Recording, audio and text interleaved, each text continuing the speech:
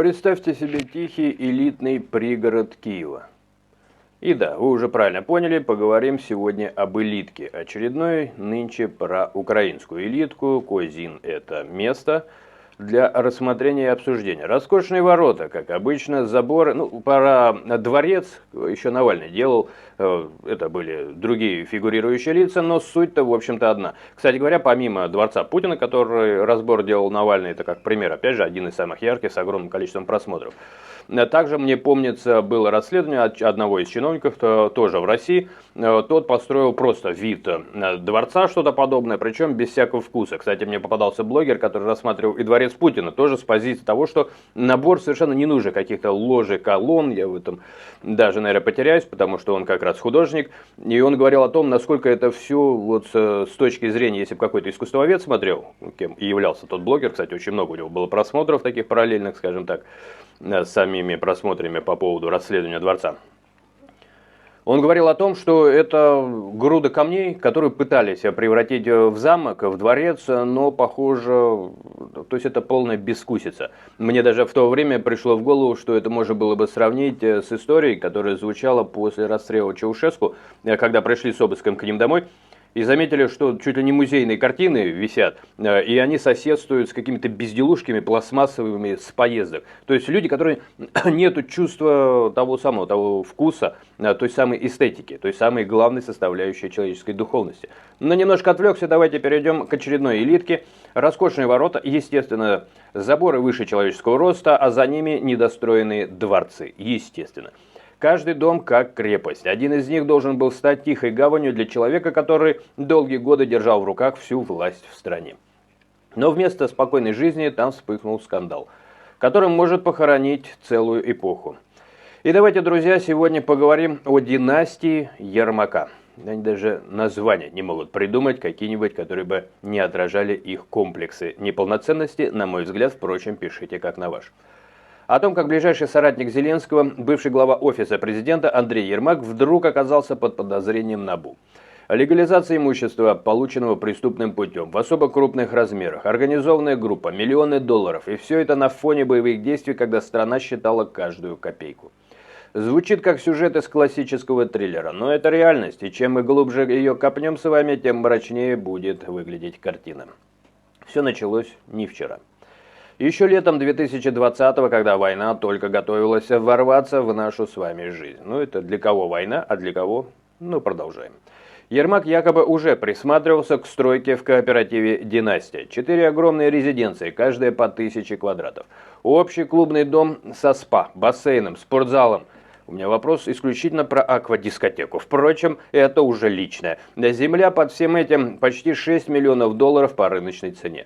А одна только постройка каждого дома около 2 миллионов. Итого роскошь, которую нормальному человеку даже представить, наверное, сложновато. По крайней мере, за исключением аквадискотеки. Уж ее-то мы с вами, наверное, все неплохо представляем. Следователи говорят, Ермак не просто смотрел, он интересовался ходом работ, согласовывал дизайн интерьеров, выбирал, что будет стоять. В материалах дела его резиденцию даже обозначили кодом R2, как в шпионском фильме. А деньги, по версии НАБУ, шли грязные, отмытые через хитрую схему. В общей сложности почти 460 миллионов гривен, это почти 11 миллионов долларов. И это только по одному кооперативу. Но кто такой Андрей Ермак на самом деле? Как простой киевский парень из обычной семьи вдруг оказался у самого верха власти. Родился он в 1971-м в Киеве, учился в престижном институте международных отношений. Стал адвокатом, крутился в шоу-бизнесе, продюсировал кино, имел связи. А потом бац, и он уже рядом с Зеленским. Это, кстати говоря, очень сильно напоминает разные кейсы, типа Усманова, например. Только там еще интереснее. Тот вообще сидел в тюрьме, потом бац, и оказался очень талантливым бизнесменом. Сначала, причем он открыл бизнес и сразу международные, с валютными операциями, я про Усманова. Это, не знаю, перебьет ли кто-то таланты данного, как я его называю, узбекского Д'Артаньяна. Но тем не менее. Сначала помощник, потом серый кардинал офиса президента. Человек, который решал все. Встречи с мировыми лидерами, закрытые переговоры, контроль за миллиардами помощи. Многие называли его самым влиятельным человеком в стране после самого президента. И вот теперь этот человек в центре коррупционного вихря. НАБУ и САП утверждают, группа, в которую входил Ермак, использовала кооператив как машину для отмывания. Опять отмывания, друзья. Деньги якобы брали из сомнительных источников, возможно, из коррупционных схем в энергетике, в том числе вокруг Энергоатома. Часть средств шла наличкой, часть через подставные фирмы, а на выходе дворцы для своих. Представьте, пока солдаты на фронте держат оборону, а люди сдают последние копейки на дроны, в Козине тихо растут стены будущих особняков, дворцов, с видом на лес, с подземными гаражами, с охраной. И среди будущих хозяев не только Ермак. Там фигурирует и бывший вице-премьер Алексей Чернышов, и бизнесмен Тимур Миндич. Пленки, переписки, разговоры о дизайне следователи опубликовали записи, где якобы Ермак обсуждает, как именно должен выглядеть его будущий дом. «Микс стилей», — говорит он, — «человеческим языком хочу красиво и дорого, по-богатому», — сказал бы я. Ермак, конечно, все отрицает. Говорит, у меня только одна квартира и одна машина. У меня тут же рождается вопрос, а у вас рождается или нет, если у него прицеп, скиф, не помешало бы. Штука хорошая, крайне удобная для отдыха за городом. Дома в династии, тем не менее, у него дома типа нет. Подозрение — это всего лишь давление, говорит, давит на меня. Он даже намекал, что готов на фронт принять участие в боевых действиях. Он большой, как говорится. Ему видней, остается добавить. Но пленки Миндича, которые всплыли раньше, уже давно ходили по Киеву. Там его якобы называли хирург, и теперь НАБУ связало все воедино. Я, кстати, слушал некоторые отзывы, адвокаты комментируют эти вещи. На всякий случай вношу такое уточнение, чтобы не было желания из-под прицепиться к слову пленки. Пленки — это такое расхожее выражение, оно практически юридическое, по крайней мере, на территории Украины. Естественно, имеется в виду не какие-то пленки киношные, которые надо проявлять. Ну, это так называется. Естественно, это, наверное, все электронные записи, то есть такое небольшое уточнение, все это в современном, естественно, мире, в цифровом, но просто так принято называть. Ну, как это вообще вся эта история могла быть возможной? Человек, который сидел в самом сердце власти во время полномасштабных боевых действий, войны, вдруг подозревается в том, что строил себе дворец на грязные деньги. Словно рисуя нам картинку, как выглядит вот эта самая фраза народная: «Кому война, а кому мать родна». И это ведь не первый звоночек. Раньше были скандалы с пленками, с торговыми должностями, с подозрительными связями, но каждый раз все как-то затихало. А сейчас официальное подозрение. Суд, обыски, допросы, версии, которые сейчас крутятся в воздухе. Одни говорят, это чистка внутри команды, Зеленский устал от старых кадров, хочет новый старт. Другие – борьба кланов, кто-то из элиты решил сдать Ермака, чтобы самому остаться в тени.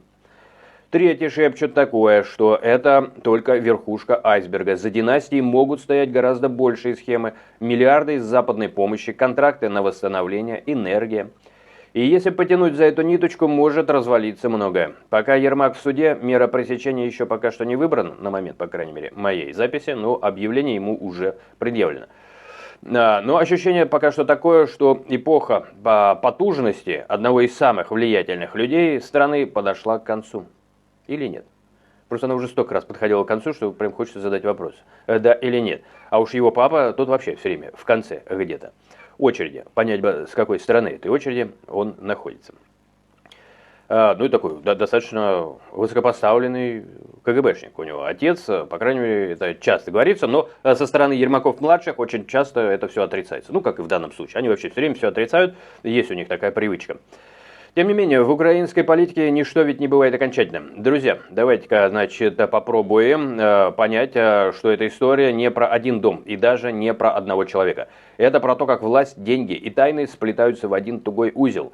Про то, как даже в самые тяжелые времена для страны некоторые продолжают думать только о себе. И про то, что настоящая династия иногда заканчивается не коррупцией, а обыском и подозрением. И это, наверное, неплохо. Что будет дальше? Пойдет ли дело до суда? Вылезет ли это за собой что-то новое и каких-то других новых фигурантов, что было бы логично при коррупции-то? Или все опять растворится в коридорах власти? Продолжим следить. Единственный способ выяснить ответы на эти вопросы. Потому что такие истории не заканчиваются на одном выпуске, как правило. У меня часто бывают сериалы. Есть дела, которые я постоянно отслеживаю, кстати говоря. Поэтому не забывайте подписываться, чтобы потом не удивляться, когда я понимаю или напоминаю вскользь о делах, Влада Бахова, Настя Муравьева, Марина Негреба, Юрия Шатунова, ну и многих других рассматривал и зарубежные дела. Ну, правда, эти мимо, то есть я их просмотрел достаточно подробно, делал свои отчеты, но не считаю их сериальными. Например, дело Таир Рады, где, кстати говоря, украинского выходца посадили на 15 лет в Израиле.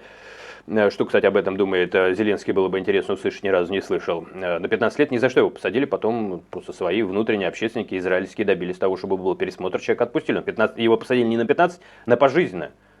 Не имея ни одного доказательства, больше того, имея доказательства обратные, то есть оправдывающие его. Ну, там были ранения с следом от ножа с пилой и на жертве. Не буду все подробности приводить, жуткое дело. И суд это игнорировал. Надо было его посадили на пожизненно. Через 15 лет он вышел из-за пересмотра, добились люди. Не знаю, как на это реагировал Зеленский, ведь это все-таки выходец из Украины. Но это к слову. Катажину Заваду достаточно подробно рассматривал. Ну, там у меня все закончилось непониманием, почему полиция отпустила кавказца. Это давнее дело, потому что на него не просто все указывало, а, скажем так, адское преступление. Кто-то «Молчание ягнят», помнит фильм? Да, что там маньяк делал с людьми и с кожей женщин. Вот это примерно делал товарищ, выходец из Кавказа. То есть случилось два дела, две жертвы было. Одна девушка местная и отец его. И второе, на него повесили, его за это посадили, а потом отправили на Кавказ, пусть сидит дома. А первое дело начали каких-то своих искать, это польское дело. Вот вам как такое дело? Ну, в общем, у меня оно, естественно, вызвало сомнения. А как по мне, еще раз, это не было до, не было после подобных адских дел, совершенно ужасающих. Он медицинское образование получал, то есть понятно, почему он справился с одним делом, а почему с него сняли второе подозрение. Я это называю столкновением культур, однако это как пример. Но, тем не менее, продолжим следить, потому что некоторые дела действительно затягиваются, есть смысл напоминать о них, поднимать где-то волну общественного возмущения, потому что общество, любая власть, особенно вороватая, боится больше всего. Как черт от ладана дергается от собственного любимого, конечно же, народа. Поэтому, народ, подключайтесь, пишите, что думаете, не забывайте подписаться, распространить, потому что такие истории, увы, не заканчиваются на одном выпуске, как правило. Они составляют привкус горечи, оставляют, и вопрос, кто следующий, всегда остается. Если зашло вам вот мой подход, разделять какие-то мысли, как было сказано, лайк с вас, пишите комментарии, что думаете, подписывайтесь, но не пропускайте продолжение, чтобы мне не повторяться слишком много и многословно в дальнейшем.